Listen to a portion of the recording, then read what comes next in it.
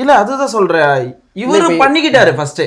இவர் பண்ணிக்கிட்டாரு, கண்ணில் eyeball date போட்டாரு, நாக்கை வெட்டினாரு, இப்போ காதை வெட்டுறனாரு, அப்புறம் மூக்கை வெட்டுறனாரு.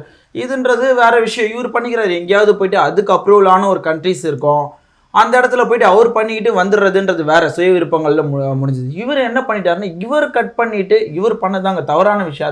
அது அக்செப்ட் பண்ணிக்கவே முடியாது. நான் வந்து இல்லை கரெக்டுன்னா என்ன மென்டல் நினைப்பாங்க. அது வந்து முடியாத ஒரு விஷயம். ஒரு டாக்டரோ சர்ஜன்ட்டோ நர்ஸ் தான் சார் அனஸ்தீசியா கொடுக்கலாம், லோக்கல் ஏலே கொடுக்கலாம். அவங்கள கூட யாருமே கிடையாது. ஒரு காமன் பர்சன் அவர் பண்ணுறதுன்றது ஒரு பெரிய விஷயம் இல்லையா? இதில் வந்து உங்களுக்கு நாக்கை ஏன் கட் பண்ணுறாங்கன்னா, உங்களுக்கு வந்து இன்கேஸ் நாக்கில் டியூமர், ஏதாவது கேன்சர் இந்த மாதிரி விஷயங்கள் இருக்கோ, இல்லை பல் சொத்தை ஆகிட்டு உங்களுக்கு அது பாதிச்சு அந்த இன்ஃபெக்ஷன் நம்ம பரவி நாக்குக்கு பிரச்சனை திருப்பி அது ஸ்ப்ரெட் ஆகிடக்கூடாது. இந்த மாதிரி விஷயங்களில் வந்து நாக்கை கட் பண்ணுறது டாக்டர்ஸு சர்ஜன்லாம் பண்ணுறது, இஎன்டி டாக்டர்ஸ் இவங்களாம் பண்ணுறதுன்றது காமனான ஒரு விஷயம்.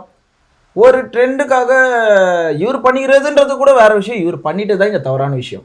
ஆமாம். ஸோ அது பண்ணக்கூடாத ஒரு விஷயத்த பண்ணி இவ்வளோ பெரிய ப்ராப்ளம். இதுக்கு பர்மிஷன்ஸ்லாம் இருக்குமா?